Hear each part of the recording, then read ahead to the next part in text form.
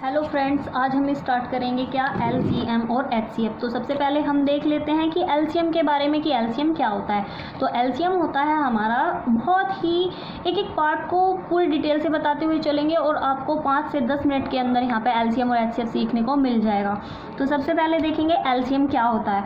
तो एलसीएम निकालने के लिए अगर हम एलसीएम बोल रहे हैं तो उसका हमें पहले तो मतलब पता होना चाहिए, ठीक है। तो सबसे पहले हमारा least, L for least, least मतलब सबसे छोटे वाला यानी कि लघुत्तम। सी फॉर कॉमन, कॉमन यानी कि उभयनिष्ठ यानी कि दोनों में जो चीज़ सेम हो वो वाली। और उसके बाद पहले फिर आता है मल्टीपल, तो यानी कि लीस्ट कॉमन फैक्टर। अब मैंने ये उल्टे क्यों लिखे हैं, क्योंकि हम पहले मल्टीपल सीखेंगे, फिर उसमें जो 2 कॉमन मल्टीपल होंगे वो निकालेंगे और फिर उनमें जब हम छोटा छाटेंगे। तो सबसे पहले हम देखते हैं गुणज क्या होते हैं। तो गुणज सीखने के लिए एक तरीके से आपको अब तक पहाड़े तो सभी को याद होते हैं, या मतलब उसके गुणज यानी कि जो उसकी गुना में आते चले जाएं, जो उसकी गुना में आते चले जाएं। जैसे कि 2 का गुणज क्या है हमारा, 2 का 2 भी होता है, 4 होता है, फिर 6 होता है, 8 होता है, फिर इसके बाद 10, 12। तो ये सब क्या है, जिनकी गुना में 2 हो, यानी कि जो उसका गुणज हो, यानी कि जहाँ पे वो गुना में आ जाए तो वो क्या होंगे, उसके गुणज कहलाएंगे। गुणज को ही हम इंग्लिश में क्या बोलते हैं, मल्टीपल बोलते हैं। पहली चीज़ समझ आई। अब अगर हम बोलें कि चलो एक और ले लेते हैं, चलो इसके बाद हम देखते हैं कि कॉमन क्या होता है, क्या कि कॉमन क्या होता है, यानी कि उभयनिष्ठ। अगर हम 2 और 4 का ले रहे हैं, 2 और 4 का, तो अब यहाँ पे पहले 4 के गुणज लिखो। तो 4 के लिए हमारा 4 है, 8, 16, 32, 64, इस तरीके से हमारा ये सभी इसके क्या हैं, इसके गुणज हैं ये हमारे। अब हमें क्या देखना था, हमें तो कॉमन देखना था। पहले हमने गुणज देखा, फिर हमने कॉमन देखा। तो कॉमन देखने के लिए हमें एक तो यहाँ पे 4 दिखाई दे रहा है, फिर हमें 8 दिखाई दे रहा है, और फिर इसके बाद यहाँ पे हमारा एक 12 भी आ जाता, तो वो हमारा 12 है। तो यानी कि अब हमारे क्या है, जो कॉमन हुए, कॉमन वाला पार्ट यानी कि जो दोनों में सेम है, वो क्या निकले हमारे 4, 8, 12। इस तरीके से और भी निकल जाएंगे। क्यों, क्योंकि कभी भी गुणज हमारे सीमित नहीं होते, गुणज हमेशा हमारे अनंत होते हैं, ठीक है। तो एक नहीं होता गुणज, या हमारे कुछ लिमिटेड नहीं हो सकते। तो गुणज क्या है, हमारे बहुत सारे हो सकते हैं, अनंत हो सकते हैं। तो हमने देख लिए स्टार्टिंग के इसके 3 पॉइंट।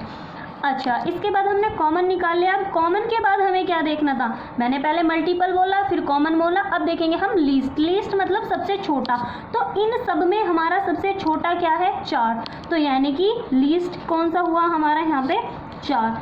तो अब एक बात समझो कि हमें क्या निकालना था। सबसे पहले हमने मल्टीपल देखा, फिर उसके बाद हमने कॉमन देखा, फिर उसके बाद लीस्ट देखेंगे। तो हमारा क्या निकलेगा, ये हमारा लीस्ट कॉमन मल्टीपल, यानी कि सबसे छोटा गुणज। तो यानी कि इसका जो एलसीएम हुआ, यानी कि लीस्ट कॉमन मल्टीपल, यानी कि लघुत्तम समापवर्तक क्या हुआ हमारा, वो हुआ 4। बहुत ही ईजी तरीके से आप इसे निकाल सकते हो।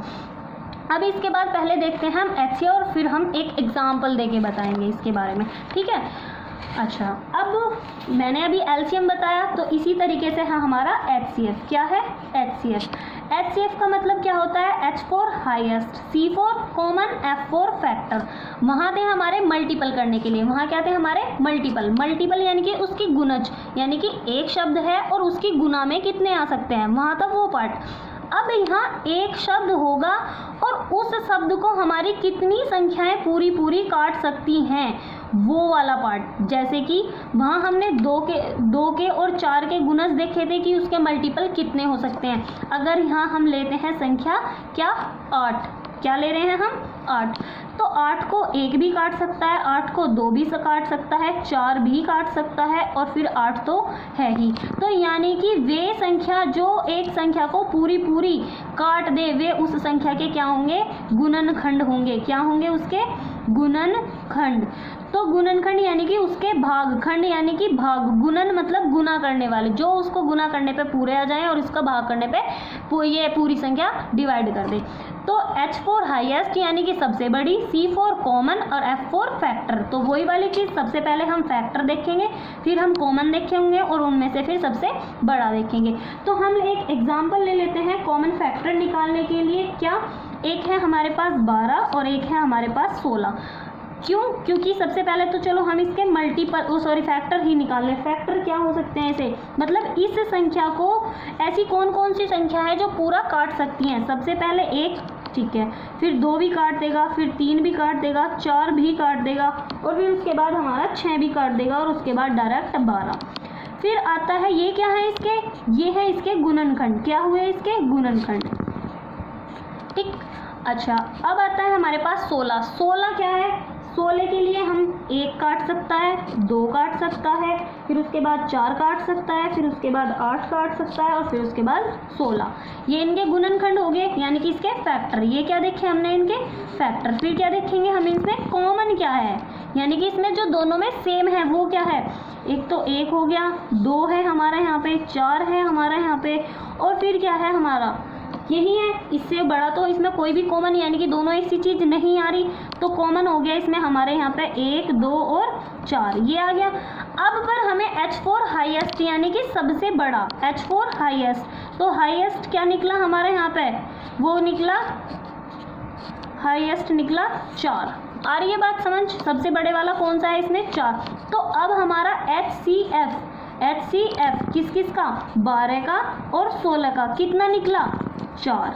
आई बात समझ। पहले हमने इसका गुणनखंड करे, गुणनखंड करने के में हमें ये देखना है केवल कि किन किन संख्याओं से ये पूरा डिवाइड हो सकता है। उसके बाद क्या करना है कि उनमें से हमें कॉमन निकाल लिया, और वो जो कॉमन निकले उसमें से भी हमें बड़े वाला निकालना है। तो आई होप आपको HCF और LCM दोनों बहुत अच्छे से समझ आए होंगे। Thank you for watching.